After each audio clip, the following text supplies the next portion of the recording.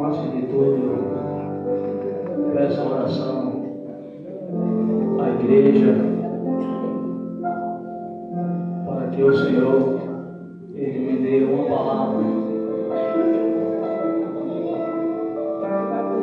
para que Ele abra a porta da palavra em nós e mande para nós uma palavra chave para a igreja, para que a igreja possa entender o que Ele quer falar conosco. Amém? Sei que o negócio não é fácil, como o pastor Roberto já tem avisado que é um teste. Pode ter certeza que eu sou o único que não vou passar no teste. Sou o menor de todos aqui. Perto desse homem aqui eu me sinto mas os irmãos orando por mim, peço aos irmãos aí que vá suportando aí, e porque estou aprendendo primeiramente com Deus, e estou aprendendo com vocês, com cada um aqui, amém? Como designado, a igreja tem acompanhado desde o capítulo 1, e hoje é o capítulo 11 de Neemias, do livro de Neemias. E na relação, na escala, foi me dado para falar sobre o capítulo 11 de Neemias. Eu gostaria de pedir permissão ao pastor de eu poder, assim, não ler o capítulo todo por conta do tempo. Pode ser, meu pastor? Peço a ele, porque ele, desde o começo, ele havia ordenado que teria que ler o capítulo todo. E é bom a gente obedecer. Se houver alguma mudança, a gente pede permissão, e assim fica tudo de acordo com a vontade do Senhor, porque o que será ligado na terra será ligado no céu, e desligado na terra é desligado no céu. Amém? Neemias capítulo 11, que tem por título o repovoamento das cidades. Os príncipes do povo habitaram em Jerusalém, porém os restantes do povo lançou sorte para tirar um de 10 que habitasse na santa cidade de Jerusalém, e as 9 partes as outras cidades, e as 9 partes nas outras cidades. E o povo bendisse a todos os homens que voluntariamente se ofereciam para habitar em Jerusalém. E estes são os chefes da província que habitaram em Jerusalém, porém na cidade de Judá habitou cada um na sua posição, nas suas cidades, a saber, Israel, os sacerdotes, os levitas e os netineus, e os filhos de servo de Salomão. Vou ler apenas só aqui o versículo 5. Manassés, filho de Baruque, filho de Gozeli, filho de Azias, filho de Adaías, filho de Jaribe, e filho de Zacarias, e filho de Solinita. Bom, meus amados, até me atrapalhei aqui na leitura, a gente fica, né? Os irmãos bem sabem, bem entendem, já deu para entender que aqui no capítulo 11 está uma lista de nomes de pessoas que foi lançado sorte ou escolhido, ou que alguém oferecesse voluntariamente para habitar na cidade de Jerusalém. Bom, irmãos conhecem bem a história do que aconteceu na cidade de Jerusalém. Vejamos que Neemias foi um varão, filho de Ecalias, que tem por nome significado o Senhor consolou, que era copeiro do rei Artaxerxes, eita, nome difícil de falar, primeiro, ele, tem hora que esse nome difícil, a gente tem hora que fala certo, tem hora que a gente, né? Era o copeiro, e Deus usou poderosamente esse homem, porque havia uma necessidade em Jerusalém. Que necessidade foi essa?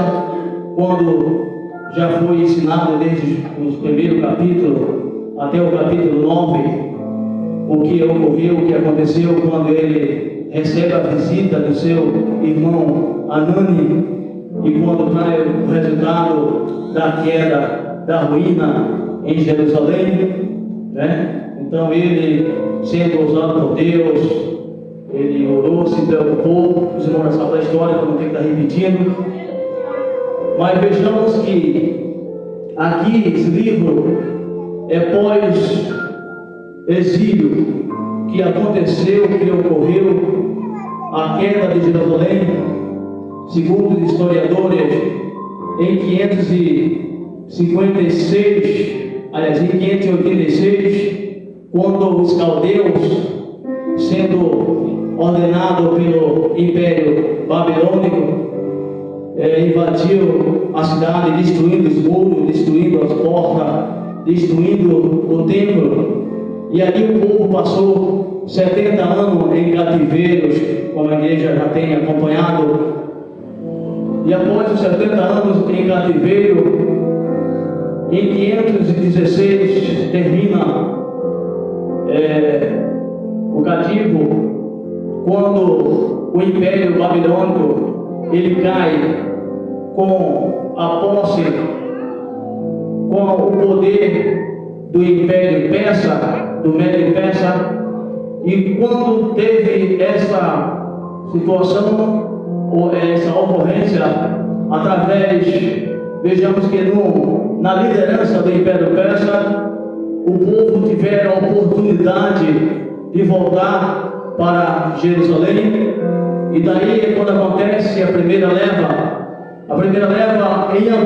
existe em alguns historiadores, uns falam que foi em 516, outros falam em 527, e outros falam que foi em 537, que aconteceu a primeira leva, pela liderança de Zorobabel, da aliança, da linhagem de Davi, para a construção do templo, para a reconstrução do templo.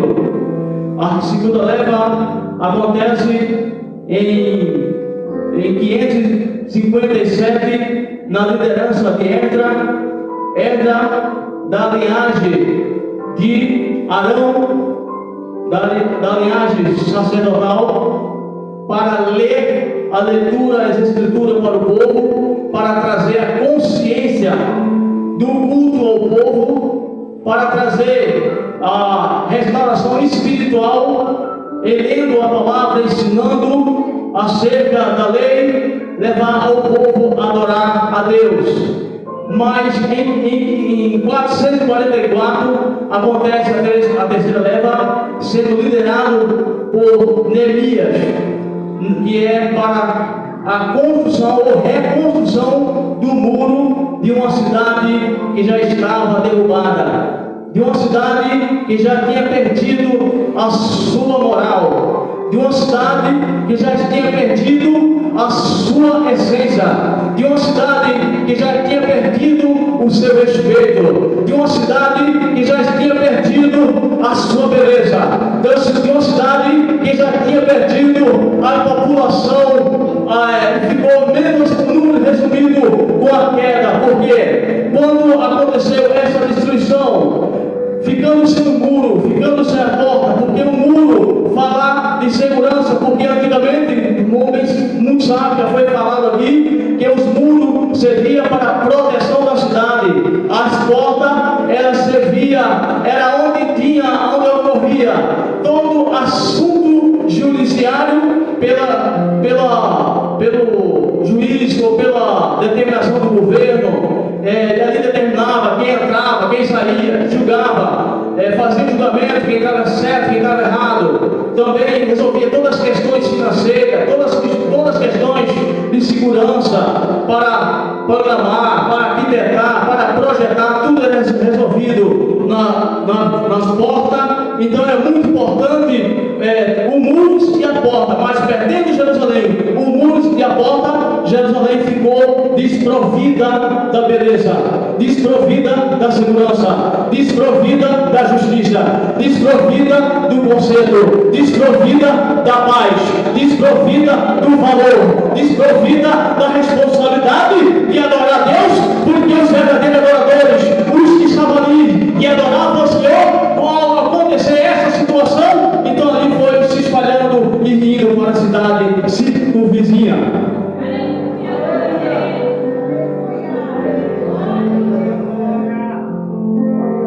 E vejamos que antes da primeira ruína que aconteceu, do que eu falei aqui da primeira ruína para o cativeiro babilônico, falando em habitantes havia de 25 mil a 125 mil, a 150 mil. Quando o que acontece? Aí a cidade fica desabitada, ela fica. Vejamos que no livro de Lamentações, no capítulo 1, quem pode ler? Livro de Lamentações, no capítulo 1 e o versículo 5. Na verdade, por que não a partir do versículo 1? Vamos entender, vamos ver o que ela ficou depois da primeira ruína, além de desabitada.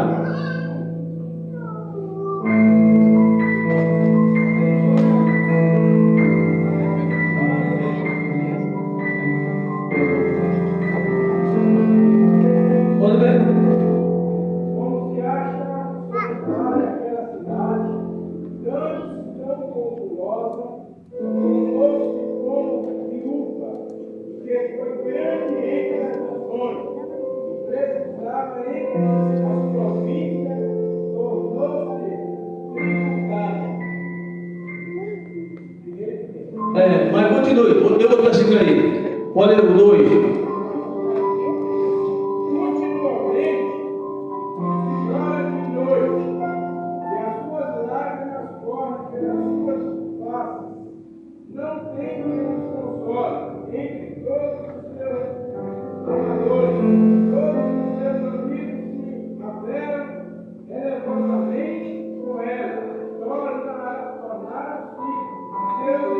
Somente tem mesmo.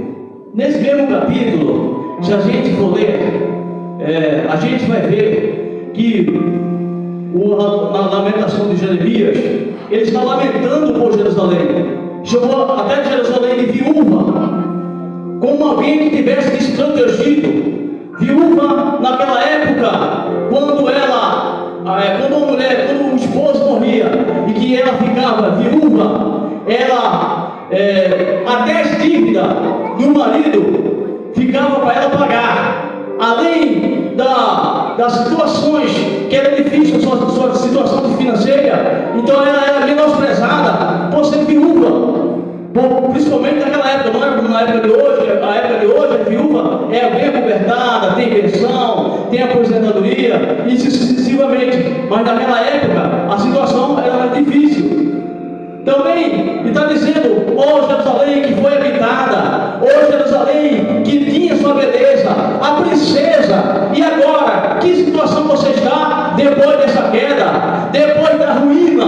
E nesse mesmo capítulo a gente vai descobrir que Jerusalém passou por essa situação porque havia pecado contra o Senhor. E o que faz o homem entrar em ruína é o pecado. Aprendemos aqui que o pecado, a iniquidade, faz o homem entrar em ruína espiritual e ruína financeiramente, e principalmente na vida espiritual, na vida intelectual, na vida emocional, porque o pecado, ele mata o ser humano e faz o homem entrar em ruína.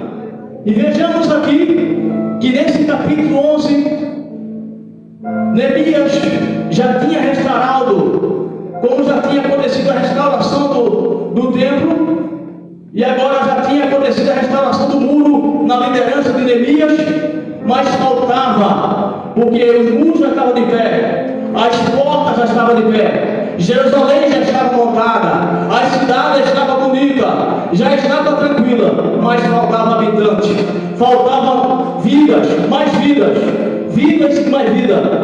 Às vezes, nós olhamos assim, trazendo para o dia de hoje, a pessoa pode até estar bonito, estar de pé, aparentemente está tudo tranquilo, mas está faltando vida. Está faltando vida. E quando falta vida naquela pessoa, por beleza que é, aí a pessoa já começa porque precisa de uma restauração, porque precisa de vida, precisa de habitante. E o meu e o teu coração é a habitação de Deus. Efésios capítulo 6, versículo 19. Não sabeis que o vosso corpo é templo e morada do Espírito Santo. Apocalipse também, Jesus falou no capítulo 3: eis que estou à sua porta e bato. Se alguém ouvir minha voz, eu entrarei em sua porta, serei com ele e ele comigo, porque eu e você agora é morada do céu, é morada do Espírito Santo. E se tem vida, então vai erguer, vai se levantar, vai se restaurar, porque tem vida aí. Glória a Deus. Então vejamos, faltava habitantes em Jerusalém. Jerusalém aqui, vejamos aqui, que ela precisava ser restaurada, não só o muro, não só o templo, depois quando aconteceu a ruína, não só o muro, não só a cidade, não somente também o habitante. Jerusalém precisava também ser restaurada espiritualmente. Ela precisava se restaurar espiritualmente. E Deus levantou Neemias para esse trabalho, porque o Senhor, Ele tinha um projeto muito grande na cidade de Jerusalém, cidade terrestre, cidade em que no capítulo 1 de Neemias chama de cidade santa, cidade que é considerada como capital do mundo, cidade que hoje, a Jerusalém antiga, tem 40 mil habitantes e 4 bairros, mas a Jerusalém atual tem quase 1 milhão de pessoas, mas precisa de restauração espiritual. E quem é a restauração espiritual? Quem é o verdadeiro restaurador de toda a nação? No Antigo Testamento, Deus sempre usou, levantou profetas, sacerdotes, sumo sacerdote. Deus levantou Moisés, Deus levantou Arão, Deus levantou Neemias, Deus levantou Jeremias, Deus levantou Abacuque, Deus levantou Elias, Deus levantou Noé. Deus foi levantando para restaurar, mas sempre a nação, porque a nação, Deus levantou Moisés para restaurar, determinou a lei, escreveu a lei, mas ela serviu para trazer e estava avisando desde o início que o verdadeiro restaurador estava vindo aí, que é Jesus. Lucas capítulo 4, versículo 18, quem pode ler? Lucas capítulo 4, versículo 18.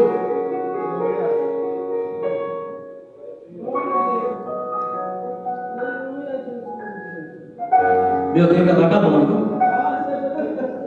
Meu tempo está acabando, estou ligado, meu amigo. Só tem 8 minutos, né? O Espírito do Senhor está sobre mim, porque me ungiu para pregar o Evangelho aos pobres, e Ele enviou-me para curar os quebrantados de coração, para pregar a libertação aos cativos, e a restauração de vícios aos cegos, em liberdade aos oprimidos. Ele é o verdadeiro restaurador. Alguém ouviu aí, né?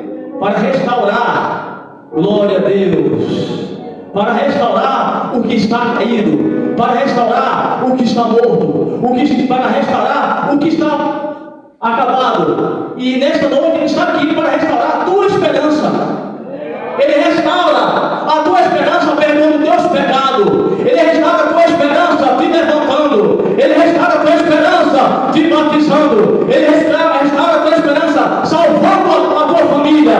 Ele restaura a tua esperança naquilo que você está pedindo. Mas antes disso, Ele quer restaurar a minha e a sua espiritualidade. Porque essa nós estamos preparando, não para entrar na Jerusalém terrestre, mas na Jerusalém celestial.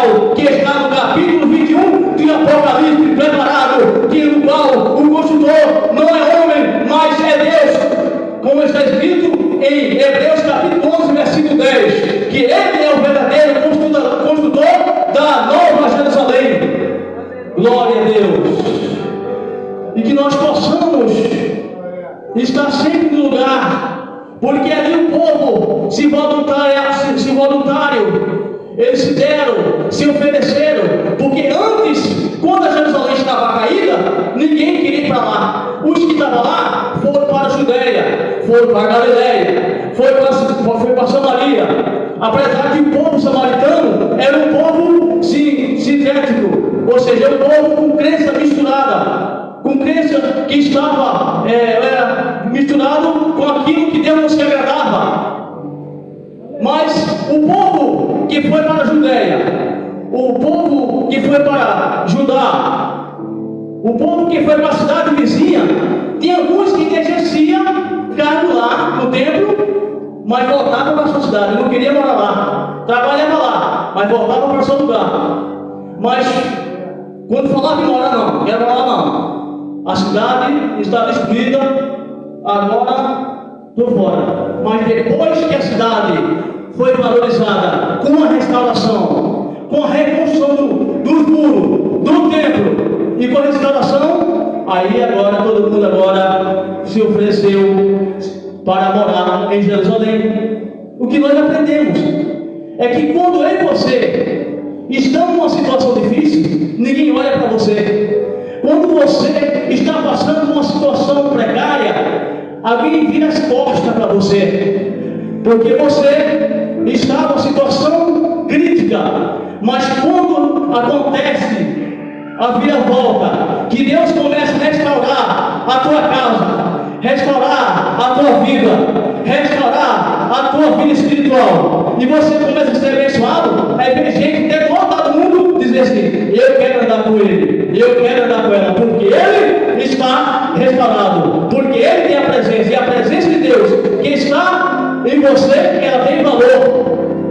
Quem quer estar perto de uma pessoa cheia do Espírito Santo? Porque quem é cheio do Espírito Santo, nós temos o prazer de conversar com ele.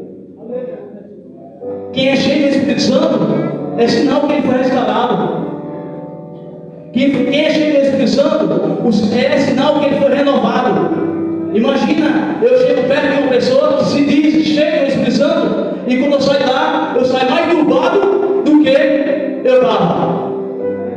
Às vezes você chega ou recebe uma visita, ou aparece alguém para conversar com você, a pessoa diz que é cheio do Espírito Santo, que é cheio, mas quando está perto de você, é vida de A, é vida de B, é maldição, é olho grande daquilo, é olho grande daquilo, e você sai atribulado. Mas quem é cheio do Espírito Santo, todo mundo quer dizer: eu gosto de conversar com aquele irmão, eu gosto de conversar com aquele irmão, porque a conversa daquele irmão é: vou orar por ele, vou orar por ela, se levante, ergue a cabeça, você vai vencer, você vai prosseguir, você vai chegar. Essa é a conversa de quem está restaurado, de quem é cheio do Espírito Santo. Quem é cheio do Espírito Santo ajuda até você no seu problema. Quem é cheio do Espírito Santo faz que aqueles 4 homens que pegou aquele paralítico com aquela cama, e quando chega a multidão estava grande, ele podia dizer assim: desculpa aí, viu? Até tentei te ajudar, você viu, mas não deu, tchau, fui. Desculpa aí, fulano, até tentei, irmão, sabia, eu pedi tudo, né? Fui. Mas quem é cheio do Espírito Santo, não deu por aqui, vou por aqui, não deu por aqui, vou por aqui, não deu por aqui, vou por aqui, não deu por aqui, eu vou por aqui, mas eu vou ajudar, porque é cheio do Espírito Santo, é renovado, é restaurado, tanto pela glória de Deus. O que aconteceu na feira 24, ajudando aquele paralítico. E esse livro aqui é um dos livros mais exemplo como liderança. Como já aprendemos aqui, esse livro aqui de Neemias foi um livro inspirado pelo Espírito Santo, usado pela pessoa que apenas servia copo. Não somente escolhia o vinho, mas ele também livrava de um rei ser envenenado. Simplesmente é assim que Deus faz. Às vezes alguém pensa: eita, aquele cara, não, eita, ali a presença está demais. Alguém não vai olhar, não tem nada, é um ser truco caiado. Mas tem vezes, uma vez, alguém olha para você não dá nada por você. Ah, ele, a ela. Aí o Senhor olha para você e diz: é você que eu vou usar, é ela que eu vou usar. Eu tenho um plano grande nessa vida, é ela que vou fazer. Ah, mas ele está desmantelado. Mas ele vai como fez encontro com o profeta Isaías, encontrou com ele, fez a transformação, restaurou. Aí o profeta Isaías disse: agora, ai de mim que estou perecendo, porque agora o Senhor toca em mim, Senhor, porque sou homem de lábios impuros. Isso já foi sinal da transformação, da restauração. Então Jerusalém era restaurado e espiritualmente também. E hoje estão vivendo um minuto para agora. Estão vivendo um dia que eles estão precisando, gente, de restauração cada vez mais. Como já foi orado aqui pelo pastor Roberto. Restauração. Aleluia. Não estamos mais como era antes. Mas em Apocalipse, o Senhor falou para a igreja de Éfeso: volta ao teu primeiro amor. Volta. O Senhor quer restaurar, mas eu tenho que querer. Não adianta o Senhor dizer que o Senhor vai me restaurar se eu não dou lugar. Se eu não quero, assim está bom demais. Vou quando eu quero. O pastor manda vou fazer isso, mas eu não vou não. Está bom demais assim. Aí quando é na hora da emoção, me renova, me enche. Para isso nós temos que querer, tem que estar na posição. Aquele povo voluntariamente escolheu habitar em Jerusalém. Não foi forçado, foi voluntariamente. Glória a Deus. Abraçando a causa. E dali, gente, aí tinha músico, tinha levitas. Tem gente confundindo. Alguém que toca chamando de levitas. Não, levitas era aquele que cuidava da casa do Senhor. Aleluia. Que cuidava todo pertence da casa do Senhor.